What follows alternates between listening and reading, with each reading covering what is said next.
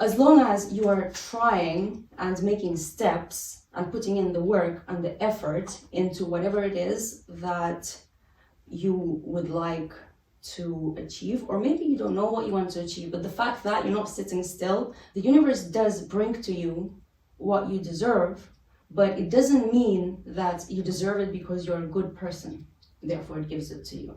No, that's a misunderstanding. It brings it to you because you are putting in the work. And the way it brings you what you deserve, or even what it brings to you, may be very different from what you're trying to deserve. That part is to be let go of. But things start happening in your favor as long as you're not sitting still, blaming anyone around, and hence, according to life's rules, you deserve it. This is Ambitious Alignment, and today we're talking about deserving. I think you've given a very wonderful overall summary of what we are going to talk about, and we all feel that we should deserve, that I deserve to have more, I deserve to have this big car or big house, and we all think, well, why haven't I got it? I deserve it. I did the work. I did this and I did that, and I'm a good person, what you mentioned, and I deserve it.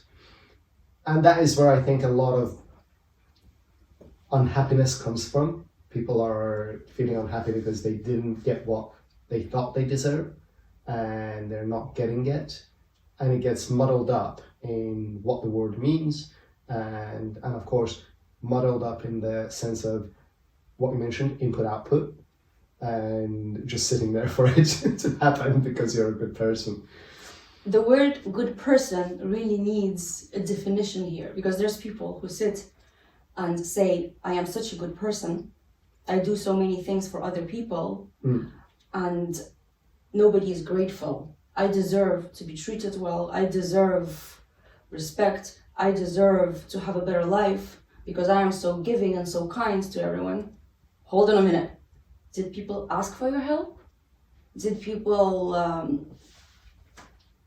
But actually, can I interrupt there? Interrupt? Because you just mentioned something which is interesting. If you're a good person and you're good to people and you help people and you deserve respect, well, of course, you're going to get that. You do deserve it, but it's respect.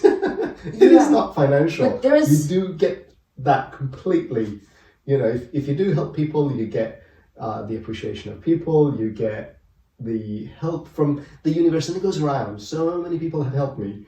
And sometimes people say, oh, you're so helpful. I thought, do you know how many people have helped me?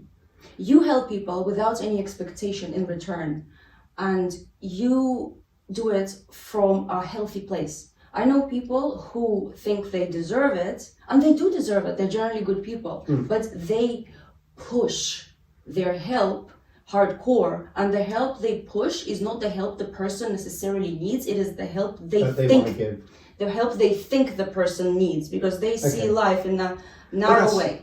I would put that on the side, and I would say that's not really helping, because in my life, and I'm 53 today, so happy birthday, level 53.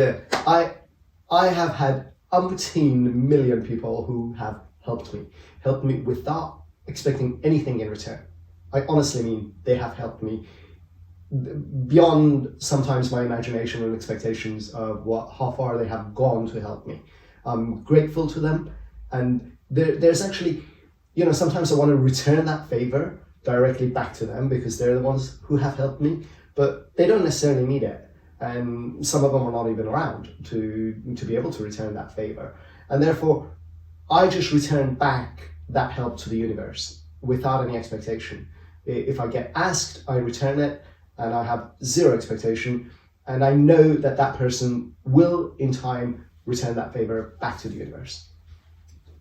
Plus, a friend once told me that when we give without expecting, it is returned, but we need to let go of the fact that it is going to be returned from the person we're giving it to. It is going to come back to you, potentially from a different place or a different source. Person or source. Yeah. That first. Yeah. So this is exactly what I said. The giving is unconditional, and the receiving comes from different sources, or you may already have received it, depending on your age. So sometimes you've already received that and you're giving, and when you're in the giving mode, sometimes you don't really need to even receive it because you've already received. It's also interesting how you say that in your life you've come across people who have been helping you a lot and you've had a positive experience around this subject.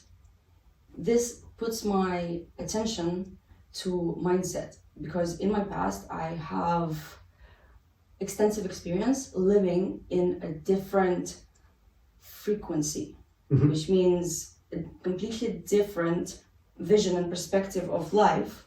So, for instance, a victim mindset where you have a lot of issues within yourself and you're trying to, as I said, push your help onto other people, and you never are satisfied with the result post giving, because the people you give to continue living their life. Perhaps they are actually grateful and you've helped them, but they are not filling the void inside the giver here, because by helping and giving, the giver in that scenario is ultimately trying to fill a void inside themselves, and he is hoping that by giving and receiving the appreciation that they envision to receive will bring them fulfillment and joy, and they deserve the appreciation. But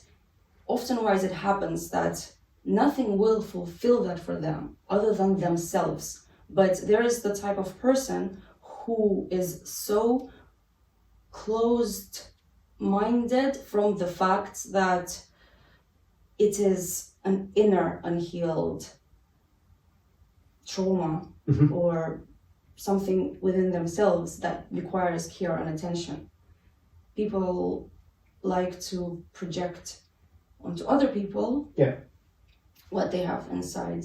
And I've lived in an environment where people with that mindset keep attracting the same situations and the same people with a different face.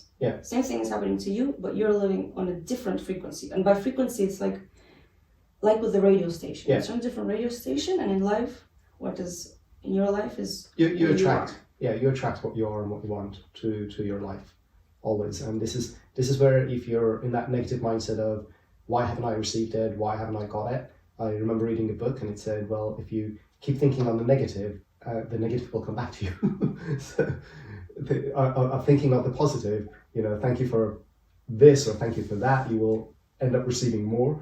And why didn't I get this? Why didn't I get that? It's negative, and the universe says, okay, the negative will continue for it, which is, a little bit hypothetical. Not everybody would believe in that, but it's my belief. Regardless of that, though, we're talking about now the relationship of giving and the relationship of some people who forcefully give, and then of course there's those people who always give you advice, regardless whether you ask for it or not. Unsolicited advice. And I remember last year sometime, I was at a Toastmasters conference and we were talking with a few people. And one person specifically said, I have written in my diary not to give any more unsolicited advice. And she actually had analyzed herself, realizing that this is what she's doing. And this is, to me, very valuable. And equally, I admit, I did that for a number of years, or I don't know how long, but I detected that in myself. So I thought, okay, if people come to me, if there's something that I can really do beyond advice, because advice is free and advice is useless sometimes. We all have our own opinion and it doesn't go any further. And I thought, half the time, to be very honest, I need your opinion and I need your help. And your opinion without your help is useless. Your opinion without your help. Yeah, and I now mean sometimes the physical help. And this is where I started with the mentorship of startups. And I thought, okay, I'm gonna give my opinion of, for example, when they're doing their pitch deck. And I'm going to say, okay, this is what needs to happen and this is what investors see. But I'm equally going to take their pitch deck, revise it, make the changes, and say this is how it should be presented. So if it's going to take half an hour of my time, if it's going to take an hour of my time, and I'm going to give that as a free gift, I will do it because that is the helping hand. In entrepreneurship, that is necessarily what you're there for. Yeah, but equally in life. So I give you my advice of, well, you need to start from Malaga if you want to get to Madrid. Well, starting from Malaga requires you getting to Malaga. So if I've given you that opinion, I might as well take you to Malaga. You know what you can also do, and this is something I've heard someone recommend, and it sounds pretty good, regarding giving unsolicited advice. When someone is sharing with you anything, you can always ask them, would you like me to listen, or would you like me to offer you my feedback or advice? I like that approach. And then the person has the option, because sometimes we do genuinely just want to vent, because that helps us process. And we know what we want to do, but we need to let it off ourselves. And someone's advice just gives us more tension. Yeah. And I remember another thing. I was talking to another entrepreneur, and she was going, well, I'm charging this much. And I thought, you're undervaluing what you do, because if you break it down into hours you're putting into delivering this, it just doesn't work. And I can guarantee you should be charging X amount. And the X amount was like 2-3 times more than what she was charging already. And this is only a product. I'm going to call it a product, because I don't want to give the complete example of or reveal her name and identity. So she was doing that, and I was using that product. And I came home and I thought, do you know what? I've given this advice to her, and I told her charge more, and yet I had it for free. So the next morning, what I did is I sent her a transfer for the exact amount of what I said she should be charging for that product. And I said, if I say it, I should act it. Yeah. And I hope this would be the beginning for her to feel good about the value of her product. To do it again. To do it again, and to be able to charge for it at that price.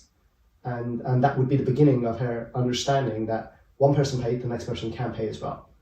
Which is also you starting the momentum for it. And the momentum. Yeah, so there is where I've completely changed of, if you say something, then freaking do it. If you give an advice, put the helping hand in it. And don't just say, oh, you should be doing this and this and the other, and leaving that person with an extra bucket of things to do, things to think about. One other thing that was also very useful that I've learned not long ago, if that person who you are offering your unsolicited opinion to can do something with your unsolicited opinion in the moment, it's something you can share. If you want to share an opinion or an advice regarding something they can't change, then shut up. For instance, if I tell someone, it's only my opinion, but your nose is so a little too big, so you shouldn't maybe do the makeup the way you're doing it. How is that helpful? Yeah. Can the person change their nose? Shut up. Advice that elevates, or no advice. Yeah, this is what we're saying to Toastmasters, positive reinforcement. And from there, I would like to go from the deserving part, because we're talking about deserving, into what a lot of people think, well, I deserve it, but other people have just been lucky. And there's two types of luckiness: people who are born into money and people who've achieved it. And very often, putting aside people who are born into money, who are not that many, born into serious money, there are loads, but when you compare it to the whole population of the earth, then the percentage is very, very, very low. So we're talking majority of people are poor, born poor, or born with little or basics, and there's a tiny percentage who have been born into money. I'm going to exclude those, and the rest who've made it. And a lot of people think that making it, there was a lot of luck. They underestimate the effort some of those people put in. And going to my generation, there are a couple of names that immediately, for example, come to my mind is Sylvester Stallone, the story of Sylvester Stallone, Rocky and Madonna. I read those stories, and I loved those stories of how they hit rock bottom. Rock bottom, but they had a dream. They had a dream which they would not give up for anything. And, including living on the street and selling their last bits of possessions, selling, in case of Sylvester Stallone, the stories of him selling his dog, which he loved. Sorry, what? Yeah, Sylvester Stallone, the last thing that he sold was his dog because he had no more money left. Yeah, but he went to buy that dog back. That's the thing. So he left him there and he said, I'll come back for you. Whatever. But he knew that he couldn't take care of the dog. He knew that's the only bit of possession he has left. Possession? That's family. It's family. But I take your point. It's family, but imagine it's the only bit he could sell. in order to survive. And the story is that he sold it saying to himself, I'll come back for you. And it happens in real life. It happens in real life with, with women, with men, where they give away their children for adoption because they cannot afford to keep the child, or they are in difficult situations, or so those things happen as well in life, even with that is a dog, and then you say family, well, even your child. So the story of Rocky, going back to it, is he sold his dog, and of course you're saying his family. That's how dear Depends that who dog you is. give the dog to. No, I think he just sold. Someone He needed to sell. to look he needed the after. money. He needed the money.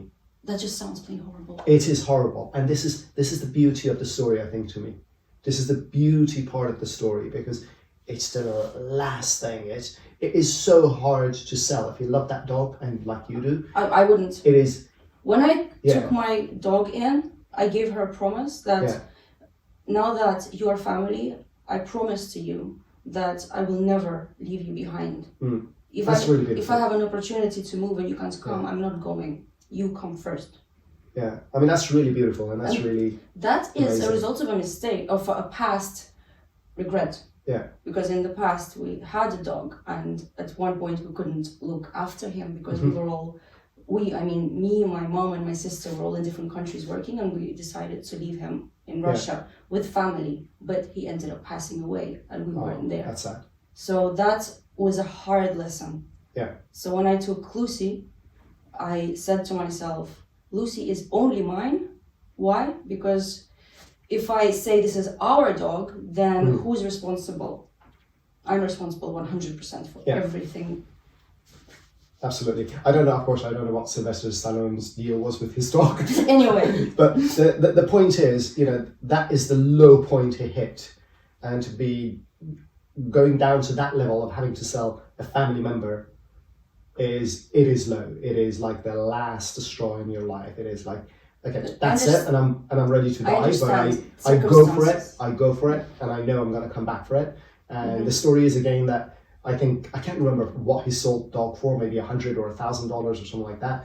And he went to buy it back for $10,000 or $20,000 after he made the film Rocky, the first film Rocky, and after he got the money for it, and after he went absolutely, blockbuster movie.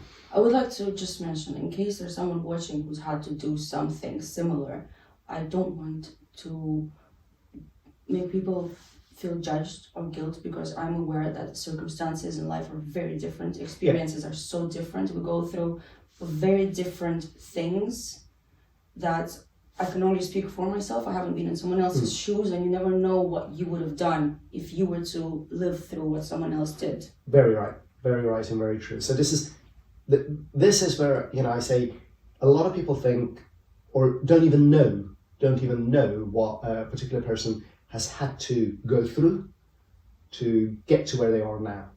And in most cases, they've actually put in the hard work. They have really put in the hard work. I have mentioned this before. I read a lot of the stories of Financial Times, people interviews and their stories. And what I come across over and over and over and over, and I repeat that over and over again, is the same story. That people have followed blindly their passion, and they've had a vision. They knew where they're going. They really, really knew where they want to get to, and they've just gone for it. They've gone for it like you would not believe. And of course they have got it. The time frame might have been different in each story, and the objectives are all different, but I'm amazed that the luck drops in as a result of your effort. Do you because think does and that, I don't know whether really it's luck, because luck to me is going to the casino. do you think that in order to go for your passion with the determination that I will get it, does that require you to put certain or most elements of life aside while you're at it? For example, removing distractions, limiting social circles, not engaging in anything daily that doesn't move the needle forward towards your Goals. goal. From what I read, yes, these people have made some sacrifices. A lot of these people have made some sacrifices. I have momentarily forgotten the name of the lady who is a ballerina and a physicist. She relentlessly went to university and practiced ballet at night, which means she studied 8 hours during the day and she practiced the rest of her free time, her second hobby, ballet, and of course she's famous for both. And she's very, very well known. Somebody more, I'm not quite sure if it's Melanie Moore or something like that. The name is coming to me. And she sacrificed. She really, really, really, really sacrificed. And the other Mexican astronaut, which I watched a movie a couple of weeks ago, he sacrificed. Do you think people who sacrifice are the ones who deserve? What about good people who don't even find it, that they don't feel the joy, or they feel that they just don't want to live the lifestyle of pushing, sacrificing, and therefore the question is, so what? If I'm not like those people, I don't deserve it? I'm interested to see what you have to say about that, your point of view, and then I'll share mine. Okay, I need the question repeated, and you can cut this point again. If I am not a high achiever who it has tunnel vision towards his vision and dreams and works hard at it, if you don't have that type of mindset, do you not deserve to get what you dream? I'm not the one to. I'm not the one rewarding you. It's life that rewards you. So, do you not deserve? Who decides? Who decides what you deserve or not? And who decides how much you deserve to get in return? You're making, or the person thinking that they deserve, their assumption of what they deserve is equivalent to what? You know, I work 10 hours a day. I deserve to get paid $100 or $1,000 or $10,000. At the end of the day, who decides how much to pay me and whether what I ask for is the right amount is the client. So if I charge X amount and my client says, well, X amount is too much, we'll go find somebody else either cheaper or there's somebody much better than you, then for that price, then I obviously don't deserve it. And that should answer that question. I think we sometimes think we're worth more than what we are. And that very often happens. I think I certainly would like to get paid 10 times what I am paid now. I don't deny it, but I know what my clients are willing to pay at this minute from my hour. And I know that they pay that happily. They're very happy with that rate. And I'm happy, and I work harder to up that hourly rate. And I work harder in finding more methods of multiplying it without me having to work. But the only way I can achieve it is by putting in the effort. Otherwise, I am not going to get there. It's the input-output, which you also mentioned. Yeah. So your opinion now? My opinion. Intrinsically, I think everyone deserves. Nobody is born undeserving, and nobody is undeserving. Every person deserves to have what they want, what they dream, etc. So that's That's first. Second, if there's something you want and you are hoping or waiting to receive that from another person, and you are certain in yourself, I deserve this, then if you are not receiving what it is you think you deserve, in the long run, you have to stop pushing against that wall, because this is not the place that's going to give you what you deserve. And many people just focus on something very specific and they think that's where they will get what they deserve. Whereas in reality, maybe that's not the place that will give you what you deserve. That's first. Secondly, yes, putting in the effort and the work is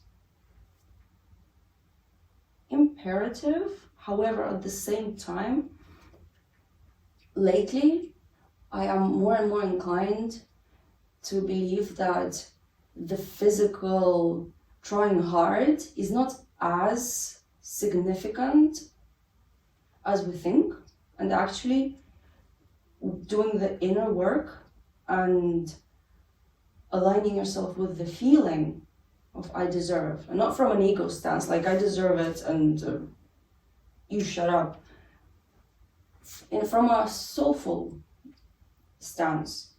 You just know that you deserve it, and you get yourself into the emotion of having what it is you want.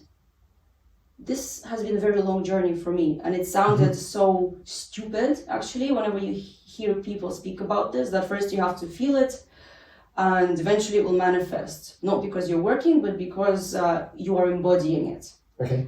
At first it sounds like bullshit, and for me it sounded like bullshit for a long time. Most recently, I'm starting to doubt if it's bullshit, because I feel myself embodying more and more presence within myself, joy within myself, satisfaction within myself. And when things I don't like happen in my life, or things that hurt, instead of getting upset, why is this happening to me? I don't deserve it. I actually shifted this question, and instead of that, I ask, okay, either what is this trying to teach me? What is this attempting to show me? What part inside me is feeling the hurt, the trigger, or whatever emotion is that comes up?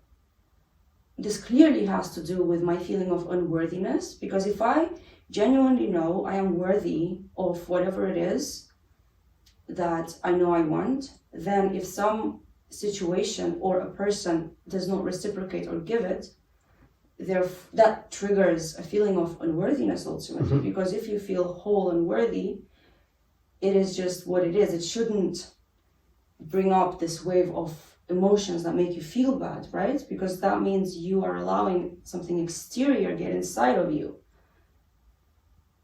into a void that's there, whereas there shouldn't be this void. So when something you think or wish would to happen that you believe you deserve isn't given, I see it as either a redirection or a lesson, a question, something to look within. Or there's also the situations where bad time, right place, or the wrong place, wrong place, good time. that exists. You can't put it in one small box. The situations, circumstances, mindsets, people, experiences, there's so many different variations that can be created that it's not one experience. But I think it all starts with looking within and healing yourself, because then you don't get triggered by what you are not getting that you think you deserve, and you actually focus on, okay, I want this, I do deserve it because I put in the work, the inner work first of all, and then the outer work. I do put the work towards it, daily steps, I do deserve it, and if I'm not getting it, then I have to question, okay, why? When you dive inside, why am I doing something that I need to adjust? Do I need to adjust my moves? Do I need to add something or remove something, change my behavior, change my mindset, change the way I learn something. Okay, but what you just mentioned, really, the embodiment that you're mentioning, is you've added, presence, joy, satisfaction, which is gratitude. But that, to me, is mindset. Yes. It's the change of mindset which allows you to get where you want to. And what you've said is, which is always in entrepreneurials, lessons that we talk about, that you try, and if it doesn't work, you review and you think, okay, what is it that is not making me achieve what I'm aiming for? What needs changing? What needs fixing? And trying. People usually jump to look for the answer to what isn't working outside. What if the answer is inside? The answer is always inside. The answer is always inside. It's what we're doing wrong that needs addressing. And it's all about the input-output. It's all about what you put into it and what result you get out of it. This is totally what you get when you deserve. What you deserve is what you put in. And It's a result of your input, and it's a result of how you analyze. If you didn't get it, well, what was the wrong part? What did you do wrong? What can you improve? Or maybe you did nothing wrong. There are always circumstances outside. But I think even the circumstances outside are analyzable by you. So you may be in the wrong city. You've done nothing wrong, but you're in the wrong city for the product you're trying to sell. So maybe you need to move. Or maybe you need to change the business or what you offer so that it works for the location you're in. And it's simply, again, even analyzing outside signal to interpret and get back into what needs changing to get to what you deserve. Because after all, for me, what you said, deserving is embodiment. So do what it takes to feel it, to be present. We need to, I think the word present actually is a beautiful name because present. It's beautiful because it's a gift and it's the gift of now. Mm-hmm. Present, and that's why we call it a present, I think. Mm-hmm. I don't know, but I love it because when you give somebody a present, I think, wow, that's the best present you can give them. It's the gift of now. So by being present, by living the moment, you're immediately joyful because you're enjoying that moment, and therefore you're enjoying your path, you're enjoying what you're doing and the journey, because there's nothing else to it other than enjoying the journey. And finally, by being grateful for that particular moment, by being happy with what you have, and of course more will come as you put in the effort, as you make the changes, as you allow for different things to happen in your life. It's all about the input equals the output. And no one but you decides what you deserve. Because often someone else tells us what we deserve or we don't, and we go with that narrative. Yeah, true. I mean, talking about it, deserving, I think when I think back, now I'm 53, so if I go back to when I was 18 and thinking of my life when, what would I be, where would I be, my family, where would I live, I remember a number of things pretty clearly. I remember wishing that I would retire, doing some sort of an IT work in some finca, in southern Spain, buying a finca in southern Spain. I honestly, I remember this vividly. The internet access was very important to me, having a very good high-speed internet access, and having a big land, a garden. And doing what? And doing IT work, being retired type and reading my books and. But doing IT work as for yourself or for other people? That doesn't really matter because I love IT. So whether I'm doing it for myself or for others, it's the type of work that I'm doing. Yeah. And what am I doing now and where I am, Kat? What am I doing now and where am I? I'm asking the question to you, so you can answer. You are recording a podcast in your office that looks like Santa's house. It is a finca. Oh. It is the big land that I wanted. Mm-hmm. We got fiber optic internet access. And I love reading my books, and I'm reading my books, and I do IT work. It's everything I had wished for at that time. But you're not retired. I'm not retired, no, but it's kind of a retirement because I don't work for anybody. Why would you call it retirement then? I'm asking because for me, I never want to retire. I'm never settling. Yeah. I'm always want to. I'm not retired, growing. But I'm not working for anybody. I'm not working for anybody. I've never worked for anybody, but I call it kind of like a retirement because it is very different to the work that I did before, where I had to go to an office. It was my office. It was my work, but I would be 8 o'clock, office hours, client work, and finish, and answering phone calls, and this and the other. That was very much a office style work. I don't do that office style work. Of course, I have meetings. I do kind of like have a start time for myself, and I try to finish by a certain time in the evening.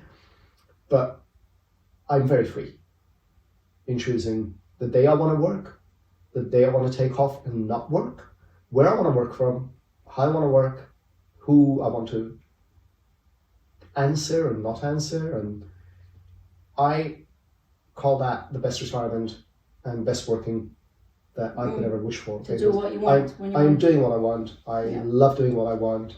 I really enjoy it. And even doing this is, part of a dream come true. Yeah. Same.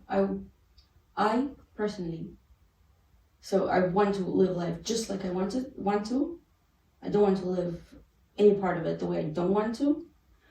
And I want to share the lessons I've learned, my life experience, and help elevate other people by speaking about it. And that is my career. That's what I get paid for in my manifestation land. And is it basically, it sounds I get paid just for living, but I want to, and I am doing what I can to work my ass off in every aspect of my life so that my sharing has value.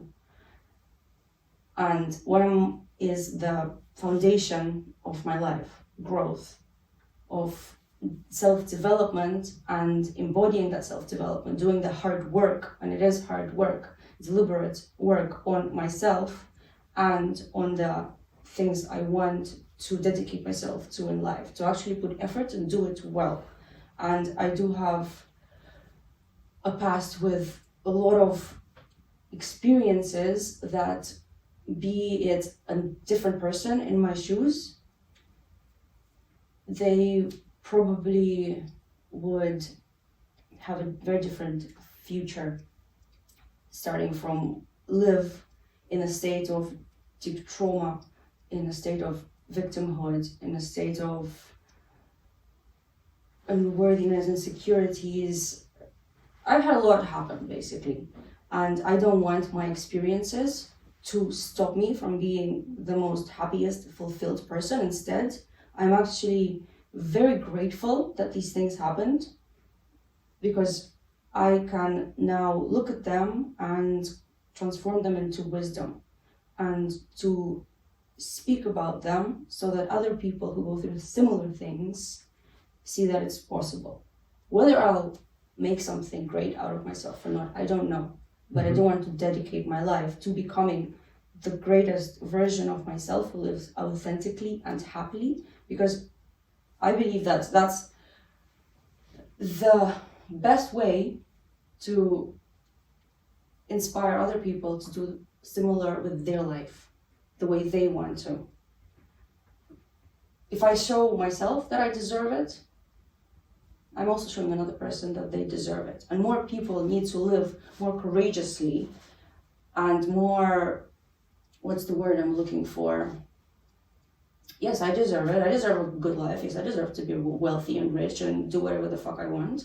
I deserve it. And I'm gonna do everything I can to achieve it. Yeah. And an outsider might look at me and think, like, who the fuck do you think you are? Like, are you special or something? Yes, and so are you.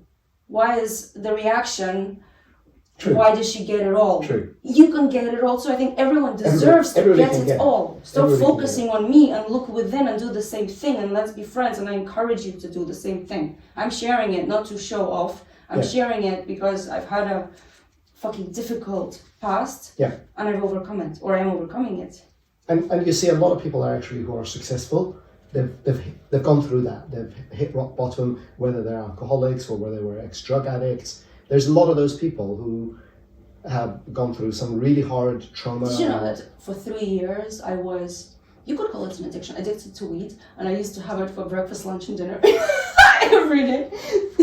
Weed, as in eating it, or smoking it? I used to have it, so when we I have some thought weed, please. yeah. You didn't say smoke. Well, you can't eat it, yes. Yeah, so you said you have it Smoke. for Smoke it. lunch, breakfast, and therefore I thought Just it for was smoking. as food. I used to smoke it so much that whenever I was sober, Uh-huh. the feeling of sober was so discomforting and weird. I even forgot what soberness, just when you're not Feels high, like. feels like. Yeah, and that's what a lot of people, who've achieved something now And here have gone through. Just gonna mention, Sure. here I have to give the thanks to my old partner, which was a very unhealthy relationship, abusive relationship, emotionally, psychologically speaking. But I was so attached and determined that this has to work, and I was so into that person that once they told me either you stop smoking or I'm dumping you. I'm like, oh, I'm stop smoking. So at least they have one positive. Yeah, I mean, of course, there's always positives and negatives. It all depends, when you go through something that is very, very traumatic and affects your brain, in order to heal and for your own sanity, you really have to just okay, let's put the good stuff in the closet and never look at it, because otherwise I forget all the things that were so damaging. Don't forget the damaging, I know you have your good stuff, but the damaging makes it very difficult to be in your presence, in your life, and not for me, for you as well. So you deal with your own shit, you heal. I wish you to heal, but just please, in this lifetime, don't bother me anymore. Fantastic. Right, Kat, we're I think coming to the end of the time. I think we are. It's at least 12:49 then. And what I would like you to do, because your intro was a great recap, I think it's worth a repeat.